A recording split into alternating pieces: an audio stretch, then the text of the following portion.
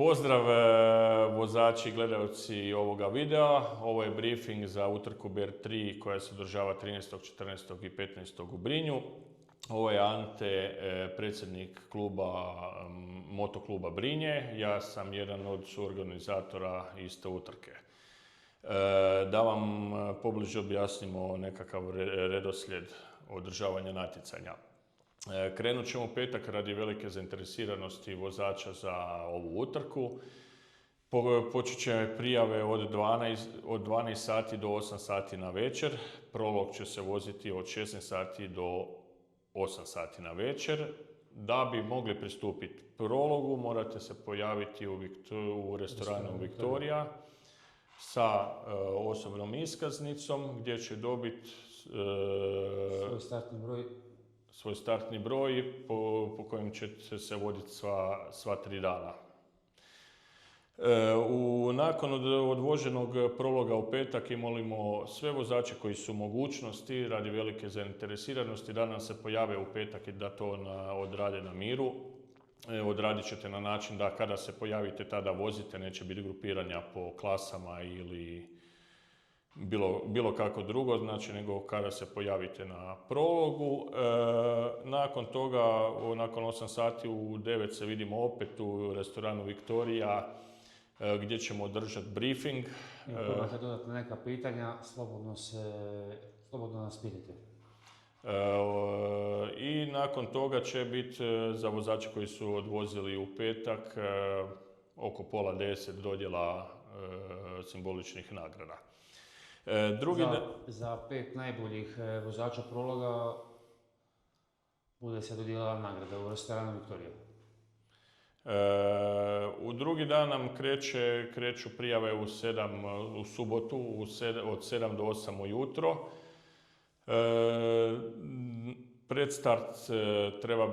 Na predstartu treba biti između 7:30 i 8 i u 8 nam kreće prolog koji će se voziti do 10 sati. Vozi se samo jednom, kako i u petak, tako i u subotu i to se u vrijeme uzima za startnu poziciju utrke. Onda idemo na start prvog dana koji će biti udaljen 1,5 km od prologa. Dobit ćete koordinate gdje se treba pojaviti, a uza sve bit će označeno narančastim trakicama i ovakvom oznakom. Tamo ćemo vas rasporediti po klasama, po 25 vozača u svaki red.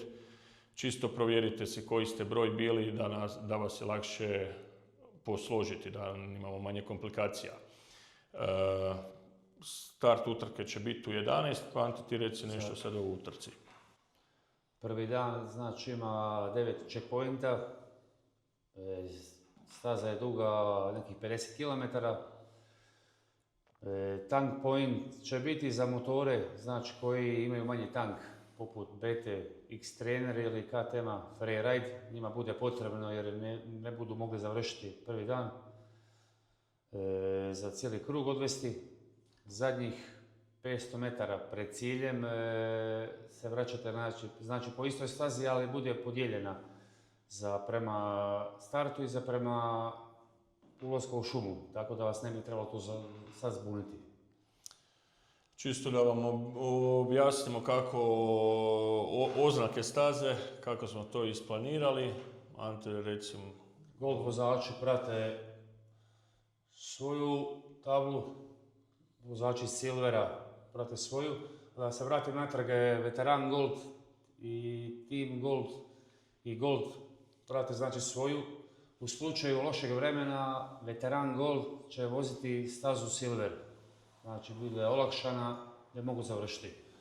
Bronz vozači i veteran Bronz prate svoju klasu. Plava traka je dobar smjer, crvena je krivi smjer, više manje ovo ste upoznati. Dobar smjer, krivi smjer, strelica u desno, strelica u lijevo i ovo je znači opasnost. Opasnost bude pri nekom spuštanju, da pripazite malo jer bude sklisko pa da se ne ozlijedite. Taj dan znači očekujemo i završetak utrke do 6:30, do tada bi svi vozači se trebali pojaviti na na cilju. Imat ćete na karticama checkpointa koje ćete dobiti 2 za 2 dana. Imat ćete sa stražnje strane broj mobitela u nekakvom emergencyu, ako se netko ozlijedi ili nešto se dogodi, da nas možete kontaktirati da vas što jednostavnije nađemo. Znači, nedjelju od 8 do 8:30 vozači trebaju doći u prestart zonu koja je na samom izlazu iz Brinja u smjeru Žute Lokve. Isto će biti označena narančastim trakicama i oznakom, ujedno će biti podijeljena lokacija. Sami start utrke bi trebao biti oko 9 sati. Ante da je reci nešto o stazi drugog dana. Staza je znači duga nekih 70 km, ima 11 checkpointa, bronz CP1 preskače, znači oni dolaze odmah na CP2. Gorivo je potrebno za sve, znači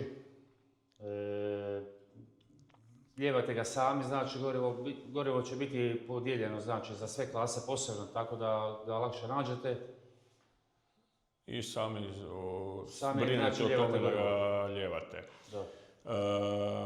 I znači uz checkpointe bit će par kontrolnih točaka gdje nam je staza bliže je traka odlaska i dolaska.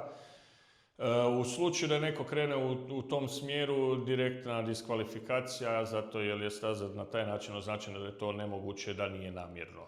U slučaju da izgubite karticu od CP-a, isto ste DNF. I u slučaju da nemate neki od checkpointa je 45 minuta penala. Znači, što nam je bitno za završetak utrke? Znači, dodjela, ceremonija, proglašenje pobjednika će biti od 2 sata i za to nam je potrebna zbroj. Znači, zbroj prvog i drugog dana, znači morate biti oba 2 dana dobri u rezultatu da bi ostvarili si dobru poziciju za postolje. I prolog nam se u to ne računa, prolog je bio samo za start. Nakon toga u 16 sati očekujemo zatvaranje utrke, do tada bi se svi vozači već trebali vratiti na finiš. I ništa, više manje to smo rekli. Ostala pitanja u petak u 9 sati na večer u restoranu Viktorija. I molimo sve vozače koji su u mogućnosti da se pojave u petak na prologu radi velikog odaziva vozača i radi lakše organizacije. Sretno svima, vidimo se 13. 14. i 15. Tako je.